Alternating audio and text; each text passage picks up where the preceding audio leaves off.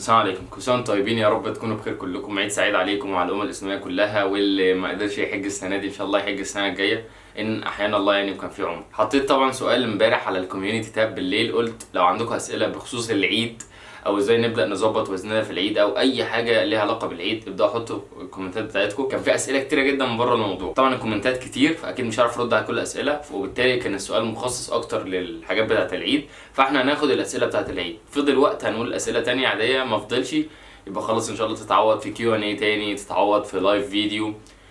انتوا فاهمين يعني القصه. اول سؤال معانا من اسلام ممدوح بيقول بعد اذنك كنت عايز اعرف ازاي احسب سعرات الاكل اللي هناكلها في العيد، خصوصا ان العيد الكبير ده فيه حاجات كتيره جدا بتتاكل، ما نعرفش ايه السعرات الحراريه اللي فيها. السعرات الحراريه نفسها بتختلف لان احنا دايما مش عارفين الاكل اللي احنا بناكله فيه قد ايه بالظبط، تمام؟ يعني يا ترى ماما او اللي بيعمل لنا الاكل في البيت بيستخدم نسبة زيوت قد ايه، نسبة سمنة قد ايه؟ طبعا الكلام ده الفرق فيه يغير جدا في السعرات الحرارية. فاستنى كده معايا في الفيديو ده ان شاء الله هنبدأ نقول حاجة نقدر نعملها في العيد من غير ما نحسب السعرات الحرارية، وفي نفس الوقت نبقى محافظين على الوزن بتاعنا. تاني سؤال معانا من عز بيقول كيف اتجنب ألم المعدة في العيد؟ كل عام وانتم بألف خير.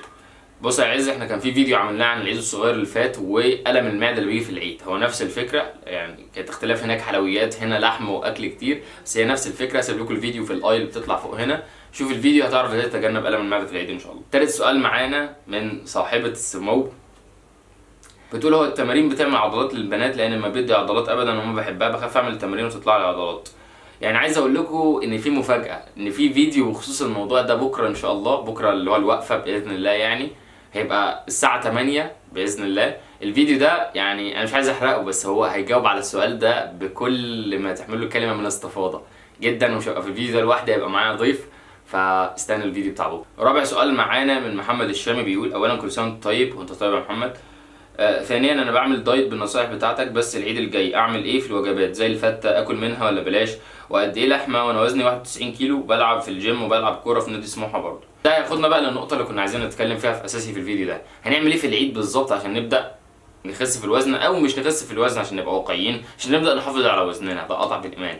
طبعا في العيد مش هنقدر نجبر على حد، او مش منطقي ان احنا نجبر على حد نقول له لا ده انت تلتزم بحميه غذائيه معينه او دايت معين، ما تكترش في الاكل، لان ده مش واقعي، وهتبدا ان انت تاكل كتير وبالتالي ترجع تزعل لان انت كنت ناوي خطه وما عملتهاش. فالفكره كلها لازم نبقى فاهمين العيد بتاعنا مش ازاي. يعني معظم الناس، او انا هتكلم على حالتي انا واعتقد هتبقى في ناس كتيره جدا شبهي في الموضوع ده، بيبدا اليوم بعد صلاه العيد عامه بنبدا نفطر فطار، غالبا بيكون الكبده بقى بتاعت الخروف اللي هي لذيذه دي، وبعدين بنبدا نقعد شويه، وبعدين بتيجي بقى الوجبه الرئيسيه او الدسمه اللي بيبقى فيها الفته بقى واللحمه وي. فاحنا خلينا متفقين على شويه حاجات. اول حاجه معانا ان احنا مش هناكل في يوم العيد ده بعد الساعه 5، تمام؟ يعني بعد الساعه 5 او بعد العصر بوجه عام، على كده بقى بعد صلاه العصر بالنسبه لكم في الدوله بتاعتكم.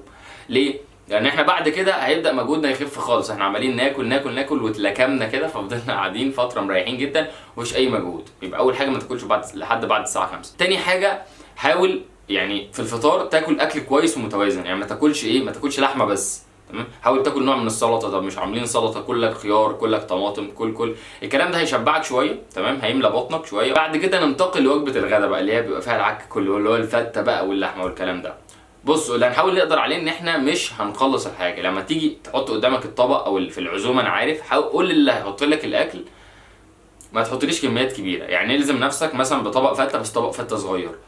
لو تاكل رقاق مثلا اللي هو باللحمه المفرومه ده، قطعتين تمام جدا. اللحمه اللي بتاكلها القطع براحتك اللي هتحطها، لان انت زي ما اتفقنا لو زودت بروتين مفيش خطر قوي. اللي ممكن يحصل لو انت بتاكل نسبه عاليه من البروتين باستمرار، طبعا ده على فترات طويله، ممكن يعلي اليوريك اسيد عندك شويه، او اللي هو يزود نسبه الاملاح عندك، لكن ده مش هيحصل لو انت بتاكل الكلام ده في يومين العيد بس او 3 ايام العيد. تالت حاجه والحاجه المهمه جدا جدا جدا، انت خلاص الزمت ان انت في الاكل او في العيد هتاكل كتير.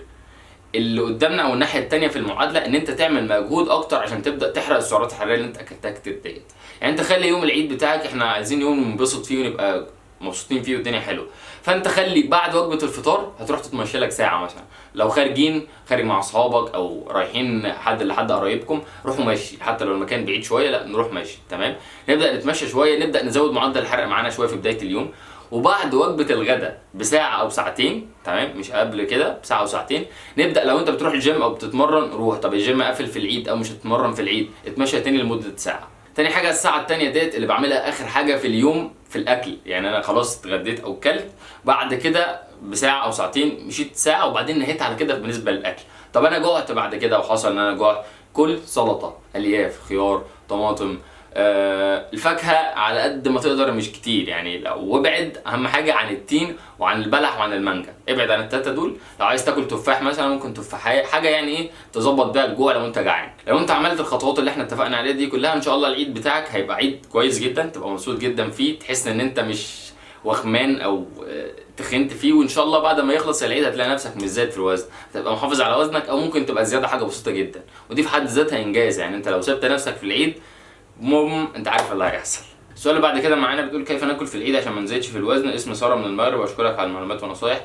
اهلا بيك يا ساره، ولسه مجاوبين على السؤال بتاعك ده السؤال اللي فات باستفاضه جدا. السؤال اللي جاي من حمزه بيقول نظام دايت يخسس او يثبت الوزن في اليومين دول عشان العيد، او نظام يخسسني حاجه بسيطه يعني ومش مهم لو قاسي. النظام القاسي او ان انت تخس خالص في العيد ده صعب جدا، لان احنا مش ده وقته. يعني احنا يعني عارفين مثلا الرياضيين عندهم بيبقى فيه اون سيزون واوف سيزون، يعني وقت اللي بيبقى عليه بطوله او بيبدا يتمرن اكتر ياكل اكتر، انما في الوقت اللي هو مفيش بطوله او مفيش داعي ان انا اعمل الكلام ده مش بيعمل نفس الحاجه. فاحنا اعتبر العيد هدفك كله فيه ان انت تثبت في الوزن او تحافظ على وزنك، مش تخس خالص. تمام؟ فانت الموضوع كله هتحاول تعمل حاجه اسمها بورشن كنترول، زي ما اتفقنا ان انت تقلل من الكميات. تحط لما تيجي تاكل حط قدامك كميه اقل. طب معزوم بره حط قدامك، اطلب من اللي هيعزمك او اللي انتوا رايحين عنده ده يحط لك كميه اقل. تمام؟ مع الاضافه ساعه المشي الصبح وساعه المشي اللي هنختم بيها اليوم هتبقى تمام جدا، وهكذا كل ايام العيد. جاي معانا بيقول اولا كل سنه وانت طيب وانت طيب، انا بسمع كتير عن نظام الكيتو دايت، فعايزين منك شرح مبسط عن الموضوع ده ومقارنته مع نظام السعرات. السؤال ده اتطلب مني كتير جدا جدا جدا، وانا عمال اتكتك له كده او بظبط له بحيث ان احنا نعمل فيديو وافي وكافي عن الموضوع تماما. ان شاء الله انا عايز اقول لكم ان بعد العيد في مفاجآت كتير جدا، يعني مفاجآت في شكل القناه، في تغييرات هتحصل جذريه في الموضوع. نظام الكيتو دايت، الصيام المتقطع، الكلام ده انتوا طلبتوه مننا كتير، مع شويه اسئله تانية كده والله انا مش ناسيها. انا اي سؤال بيتكتب عندي في الكومنت انا بقرا كل الكومنتس، انتوا عارفين الكلام ده.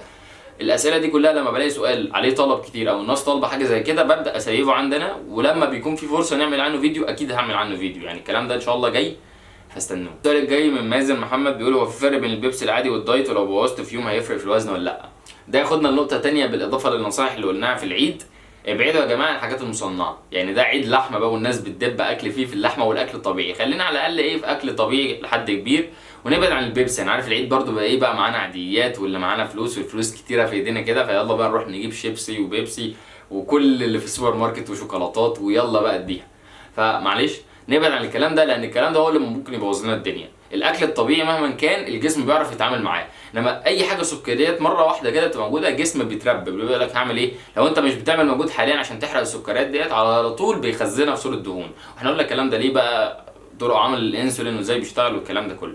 فنبعد عن البيبسي الدايت فيه نسبه عاليه جدا من السكريات برضو، يعني تقل حاجه بسيطه قوي عن البيبسي العادي. اكتفي بهذا القدر من الاسئله. طبعا انا يعني نفسي ارد عليكم كلكم واجاوب على كل الاسئله، بس زي ما اتفقنا يعني احنا عايزين نكون مخصصين. طبعا ما قدرتش ارد على اسئله كتير قوي اللي بره الموضوع بتاع العيد، ليها وقتها ان شاء الله في وقت تاني نبدا نتكلم فيها. بس احنا حاولنا ناخد كده شويه اسئله خاصه بالعيد وكل سنه طيبين كده ان شاء الله. واستنوا الفيديو بتاع بكره زي ما اتفقنا هيكون مفاجاه. وبعد العيد في تغير جذري جذري جذري ان شاء الله في القناه، في مفاجآت، في حاجات جت كده وهنعملها انبوكسنج بقى لو كنتوا عارفين انا قصدي ايه. واشوفكم الفيديو بتاع بكره اللي هيكون ان شاء الله الساعه 8 بتوقيت القاهره هنا بعد الفطار كده. كل سنه طيبين، السلام عليكم.